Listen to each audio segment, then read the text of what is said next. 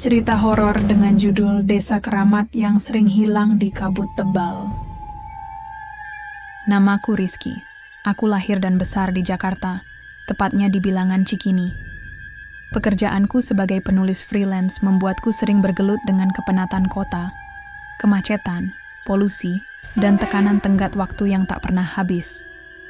Beberapa bulan terakhir, aku merasa semakin sulit berkonsentrasi menyelesaikan novel baruku. Kepalaku seperti penuh asap, dan jiwaku seperti ingin melarikan diri. Karena itu, aku memutuskan untuk cuti sejenak, mencari ketenangan, mencari ide, dan mungkin mencari diriku sendiri. Aku mendapat rekomendasi dari seorang teman tentang sebuah desa di lereng gunung aktif di Jawa Tengah. Katanya, tempat itu tenang, udaranya sejuk, dan alamnya masih sangat alami. Ia bahkan menyebut bahwa daerah itu punya banyak cerita mistis yang bisa menginspirasi tulisan. Perjalanan dari Jakarta cukup melelahkan. Naik kereta sampai Solo, lalu lanjut naik bus kecil hingga terminal kecamatan. Dari sana, aku menyewa ojek motor menuju Desa Sukamaju, tempat penginapan sederhana yang disarankan. Saat tiba di desa, matahari sudah mulai condong ke barat. Suasana begitu damai, burung-burung berkicau pelan, angin bertiup lembut membawa aroma, tanah basah dan kayu bakar. Rumah-rumah masih tradisional, berdinding kayu dan beratap genteng merah. Anak-anak berlarian di lapangan kecil, sementara orang tua duduk-duduk di warung kopi. Aku check-in di penginapan sederhana milik Bu Yati, seorang ibu ramah yang juga menjual masakan rumahan. Malam pertama, aku hanya beristirahat, mencoba mengembalikan energi setelah perjalanan panjang. Besok paginya, saat sarapan, Bu Yati bertanya, "Mas Rizky mau kemana aja nanti? Ada tempat bagus dekat sini." Aku tersenyum. "Ada rekomendasi?" Wajahnya langsung berubah, tersenyum tipis, tapi matanya agak ragu. "Ada satu tempat," katanya pelan. "Tapi, kamu harus hati-hati. Jangan nekat kalau lihat kabut tebal turun. Apalagi kalau malam Jumat Kliwon atau bulan Suro." "Tempat apa?" Tanyaku penasaran. Ia menatapku sejenak, lalu berbisik, "Dulu ada desa Cilangkap. Tapi desa itu suka hilang."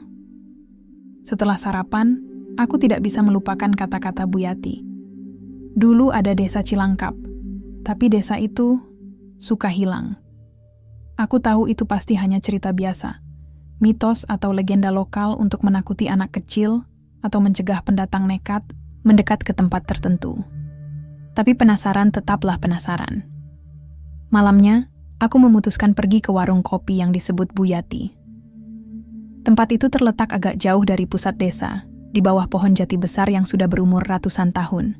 Suasana di sana sangat tenang, hanya suara kodok dan angin pelan yang menyusup di antara daun. Di salah satu sudut, duduk seorang lelaki tua, membungkuk sambil mengisap tembakau lintingannya. Ia memakai ikat kepala putih dan sorban yang sudah usang. Wajahnya penuh garis usia, matanya sayu tapi tajam. "Masih muda ya, Mas?" Sapanya tanpa menoleh. Aku mengangguk lalu memesan teh hangat. Setelah duduk, aku bertanya, "Pak, Bapak tahu tentang desa Cilangkap?" Lelaki itu diam sejenak. Lalu ia menatapku. "Kamu siapa? Mau cari apa di sana?" Namanya ternyata Pak Juna, penjaga makam desa, yang juga dikenal sebagai orang yang masih ingat banyak cerita dari masa lampau. Ia mulai bercerita. Dulunya, desa Cilangkap adalah tempat tinggal para leluhur sakti yang menjaga alam dengan ilmu-ilmu gaib. Mereka bisa membuat hujan turun saat kemarau, mencegah longsor, bahkan memanggil burung-burung langka untuk datang. Tapi ketika generasi baru mulai merusak hutan, membangun seenaknya, dan melupakan adat, desa itu ditutup oleh roh penjaga agar tidak diganggu lagi. Sekarang, lanjut Pak Juna, desa itu cuma muncul kalau kabut tebal turun, biasanya malam Jumat Kliwon atau bulan Suro. Aku ingin tertawa, ingin bilang ini semua hanya mitos. Tapi entah kenapa, tatapan mata Pak Juna membuatku ragu, dan benakku langsung terbayang satu hal. Aku harus ke sana. Aku tidak bisa tidur malam itu. Bayangan cerita Pak Juna terus menggema di kepala. Aku mencoba meyakinkan diri bahwa ini hanya mitos lama. Cerita rakyat yang dilebih-lebihkan untuk menjaga agar orang tidak nekat masuk ke hutan atau tempat berbahaya. Tapi semakin aku mencoba melupakannya, semakin penasaran aku jadinya. Keesokan paginya, aku bertanya pada Bu Yati tentang jalur menuju desa Cilangkap. Saya cuma pengen tahu aja, kataku sambil tersenyum. Nanti kalau ada waktu, mungkin saya coba jalan-jalan. Wajahnya langsung berubah. Ia menatapku dengan tatapan serius, bukan marah tapi khawatir. Mas Rizky, percayalah, tempat itu bukan sekadar desa biasa. Orang yang pergi ke sana tidak selalu kembali. Aku mengangguk pelan, pura-pura setuju, meski hati tetap ingin membuktikan sendiri. Siang itu, aku mulai menyusuri jalur yang disebut-sebut oleh warga sebagai Jalan Lama ke Cilangkap. Jalannya sempit, ditumbuhi semak belukar dan akar-akar besar, pohon tua. Beberapa batu nisan usang berdiri di tepi jalan. Bekas pemakaman desa yang sudah lama ditinggalkan. Langkah-langkahku terasa sunyi. Pukul 4 sore, matahari belum terbenam, tapi udara mulai dingin. Aku merogoh jaket dan terus berjalan. Lalu, kabut turun, perlahan tapi pasti. Seperti disiram dari langit. Udara menjadi lebih lembab, langkah-langkahku terasa memantul, seperti sedang diawasi. Aku berhenti sejenak. Di depan, jalanan menghilang, dalam kabut tebal. Di kanan kiri, pepohonan menjulang tinggi tanpa suara burung. Hening total. Dan saat itulah, aku mendengarnya. Suara lonceng kecil berdentang perlahan, dari arah kabut. Aku menelan ludah, napasku memburu, tapi kaki ini tidak bisa berhenti melangkah. Aku terus maju, menuju sesuatu yang mungkin memang tidak seharusnya kutemui. Tapi ketika generasi baru mulai merusak hutan, membangun seenaknya, dan melupakan adat, desa itu ditutup oleh roh penjaga, agar tidak diganggu lagi. Sekarang, lanjut Pak Juna, desa itu cuma muncul kalau kabut tebal turun. Biasanya malam Jumat Kliwon atau bulan Suro. Aku ingin tertawa. Ingin bilang ini semua hanya mitos. Tapi entah kenapa, tatapan mata Pak Juna membuatku ragu, dan benakku langsung terbayang satu hal. Aku harus ke sana. Kabut makin tebal. Aku hampir tidak bisa melihat ujung hidungku sendiri. Langkah-langkahku terasa ringan, seperti berjalan di atas kapas. Udara dingin menusuk kulit, tapi anehnya aku tidak menggigil, hanya rasa takut yang tumbuh perlahan di dada. Lalu, kabut mulai menyusut. Aku berdiri di sebuah jalan kecil berbatu. Di kedua sisi jalan, berdiri rumah-rumah panggung tua dengan atap genteng merah dan dinding kayu yang sudah lapuk dimakan waktu. Jalannya sempit, dipenuhi lumut dan bunga Kamboja yang tumbuh liar di setiap sudut. Aku menelan ludah. Ini bukan hutan, lagi. Ini desa. Tapi tidak ada suara. Tidak ada asap dari cerobong dapur. Tidak ada anak-anak berlarian atau anjing menggonggong. Hanya sunyi yang membalut segalanya. Aku melangkah pelan, mencoba memastikan ini bukan halusinasi. Aku menyentuh salah satu tiang rumah, kayu itu dingin dan lembab. Nyata, di depanku sebuah gapura besar terlihat. Terbuat dari bambu anyam dan dihiasi kain putih serta kuning yang sudah memudar. Di puncaknya tertulis sesuatu dalam huruf Jawa kuno. Aku mencoba membacanya. Cilangkap, desa yang ditutup. Saat itu juga, bulu kuduku berdiri. Aku mendengar langkah. Pelan, perlahan. Seperti seseorang sedang berjalan di belakangku. Aku menoleh cepat. Tidak ada siapa-siapa.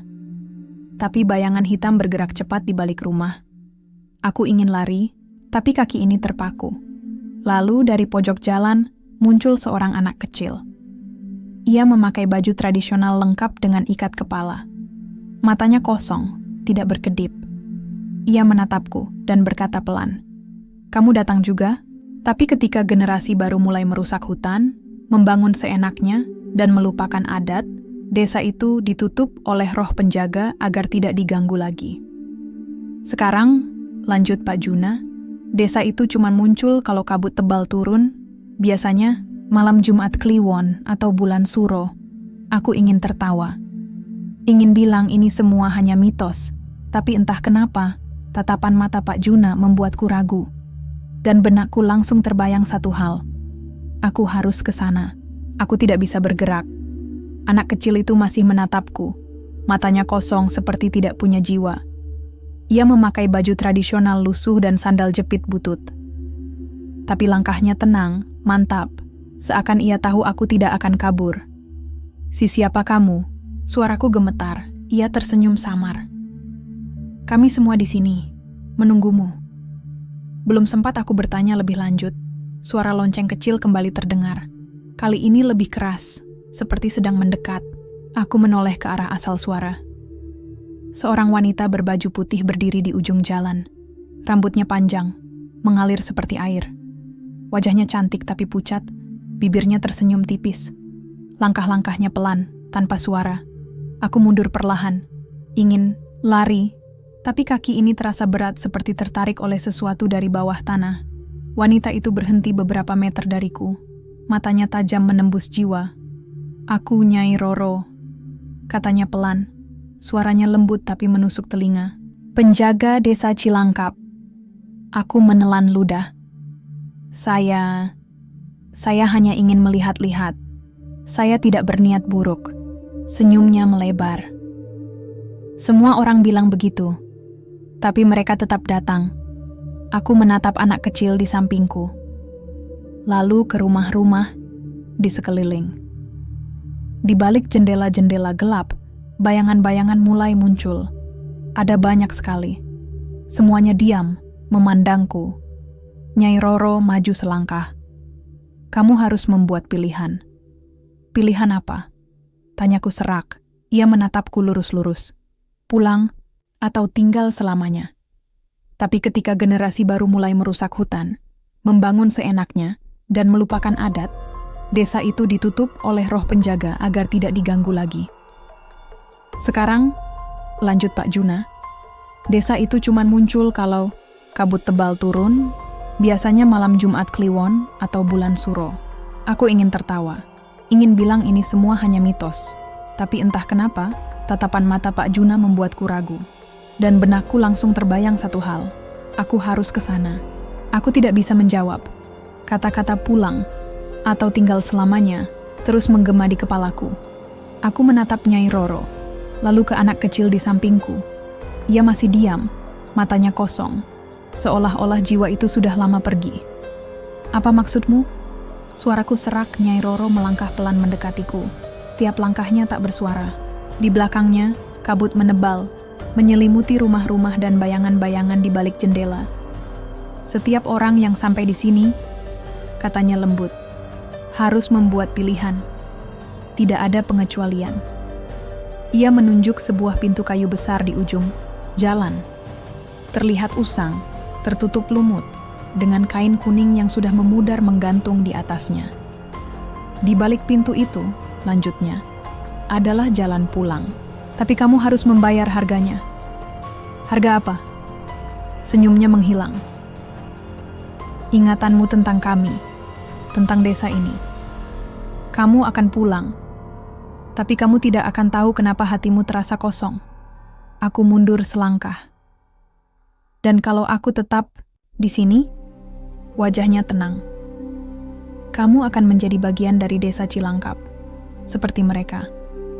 Ia menggerakkan tangannya, dan satu persatu bayangan di balik jendela mulai keluar. Mereka berjalan tanpa suara, laki-laki, perempuan, anak-anak, semua memakai pakaian dari masa lalu. Aku merinding.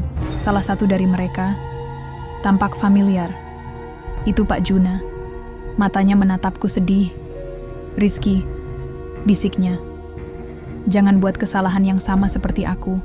Tapi ketika generasi baru mulai merusak hutan, membangun seenaknya, dan melupakan adat, desa itu ditutup oleh roh penjaga agar tidak diganggu lagi. "Sekarang," lanjut Pak Juna, "desa itu cuma muncul kalau kabut tebal turun. Biasanya, malam Jumat Kliwon atau bulan Suro." Aku ingin tertawa. Ingin bilang ini semua hanya mitos. Tapi entah kenapa, tatapan mata Pak Juna membuatku ragu. Dan benakku langsung terbayang satu hal. Aku harus ke sana. Aku tidak tahu bagaimana aku bisa sampai kembali ke penginapan. Yang kuingat hanyalah langkah-langkah kakiku yang terasa ringan, tapi juga sangat berat. Kabut mulai menghilang saat matahari terbit, dan desa itu, Cilangkap, seolah lenyap begitu saja. Aku membuka pintu kamar, napasku tersengal-sengal. Tubuhku basah oleh keringat dingin. Aku menutup pintu, lalu merosot duduk di lantai. Aku hidup, aku pulang. Tapi hati ini kosong. Entah kenapa, aku merasa seperti kehilangan sesuatu. Tapi aku tidak tahu apa. Bu Yati datang mengetuk pintu. Mas Rizky, kamu baik-baik saja? Wajahmu pucat sekali. Aku hanya bisa mengangguk. Saya baik-baik saja, cuman lelah. Hari itu, aku mencoba melanjutkan hidup seperti biasa. Aku menulis sedikit, makan siang, bahkan sempat bercakap ringan dengan warga. Tapi malamnya, mimpi itu datang. Aku bermimpi tentang desa Cilangkap. Aku berdiri di jalan yang sama, di bawah kabut tebal. Nyai Roro ada di sana. Di belakangku, bayangan-bayangan penduduk desa memandangku tanpa suara. Lalu aku bangun tengah malam karena mendengar sesuatu. Langkah kaki di luar kamarku, aku menatap pintu. Perlahan, tirai jendela berkibar meskipun angin tidak bertiup. Dan di bawah celah pintu, bayangan hitam terlihat, samar tapi nyata. Saat aku membuka pintu, tidak ada siapa-siapa. Tapi di lantai, ada bunga kamboja kering. Padahal aku yakin, di penginapan ini tidak ada bunga kamboja. Aku tidak bisa mengabaikannya lagi. Setiap malam, bunga kamboja muncul di ambang pintu kamar. Setiap pagi, jejak kaki basah dibiarkan di lantai. Dan setiap kali aku mencoba membakar bunga itu, ia tetap utuh, tidak hangus, tidak rusak. Bu Yati mulai menyadari perubahan padaku. Ia menatapku khawatir suatu pagi dan berkata, "Kamu seperti orang yang baru saja pulang, tapi jiwa kamu masih di sana." Aku tidak bisa menjawab. Aku tahu aku harus kembali. Malam itu, aku menyusuri jalur yang sama. Aku tidak takut lagi. Aku hanya ingin ini berakhir. Entah bagaimana caranya. Kabut turun begitu cepat, seolah sudah menungguku. Desa Cilangkap muncul lagi, sama seperti sebelumnya, sunyi dan penuh misteri. Nyai Roro menungguku di depan gapura. "Aku kira kamu akan kembali," katanya pelan.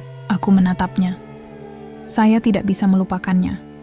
Apapun yang terjadi, saya tidak bisa tinggal di dunia luar lagi. Jadi, apa yang harus saya lakukan? Senyum samarnya muncul.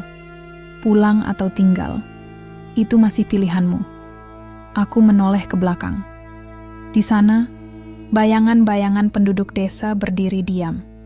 Termasuk Pak Juna. Termasuk anak kecil yang pertama kali menyambutku. Aku menghela napas. Lalu aku berkata, "Aku memilih tinggal." Nyai Roro mengangguk, dan kabut pun menyelubungi segalanya. Beberapa minggu kemudian, Bu Yati menerima surat tanpa pengirim. Isinya hanya satu kalimat. "Aku baik-baik saja, tapi jangan cari aku lagi." Di pojok surat itu, terdapat bekas noda bunga kamboja.